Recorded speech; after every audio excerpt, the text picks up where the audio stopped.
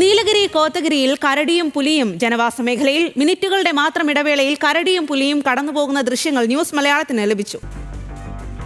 സ്വാതി, ഏറെ കൗതുകമെന്നും അതേസമയം തന്നെ ഭീതിപ്പെടുന്ന ഒരു ദൃശ്യം എന്ന് പറയേണ്ടി വരും. കാരണം കരടിയും പുലിയും ഒരേ സമയത്ത് ഒരേ സ്ഥലത്ത് ദൃശ്യപ്പെടുന്ന ഒരു സാഹചര്യം. അത് കോത്തഗിരിയാണ്, നീലഗിരി ജില്ലയിലെ കോത്തഗിരിയിലാണ് ഈ ഒരു പുലിയുടെ ദൃശ്യവും അതുപോലെ തന്നെ കരടി ദൃശ്യവും പതിഞ്ഞിട്ടുള്ളത്.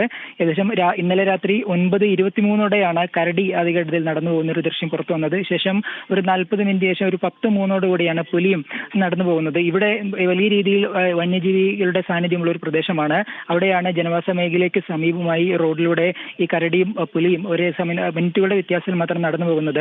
തോട്ടമേഖലയും വനമേഖലയും എല്ലാം ചേർന്ന സ്ഥലമാണ്. മലയാളികളടക്കം താമസിക്കുന്ന ഒരു സ്ഥലത്താണ് ഇത്തരത്തിൽ ഒരു വന്യജീവികളുടെ സാന്നിധ്യം. അതും രാത്രിയോടുകൂടി ശേഷം 9 മണി 10 മണി സമയത്ത് വലിയ വിധത്തിൽ ആക്രമണ സ്വഭാവം കാണിക്കുന്ന 2 വന്യജീവികൾ കടന്നു പോകുന്ന ഒരു സാഹചര്യം ഉണ്ട്. എന്തായാലും ഇത് വലിയൊരു ഭീകരമായ സാഹചര്യം എന്ന് പറയേണ്ടി വരും. കാരണം ജനവാസ മേഖലയാണെന്നുള്ളതാണ് അതിൽ ഏറ്റവും പ്രധാനപ്പെട്ട കാര്യം. എന്തായാലും വനവകുപ്പ് ദൃശ്യം കണ്ടതിനാൽ തന്നെ അവിടേക്കെല്ലാം പോയി പരിശോധന നടത്തിയിട്ടുണ്ട്.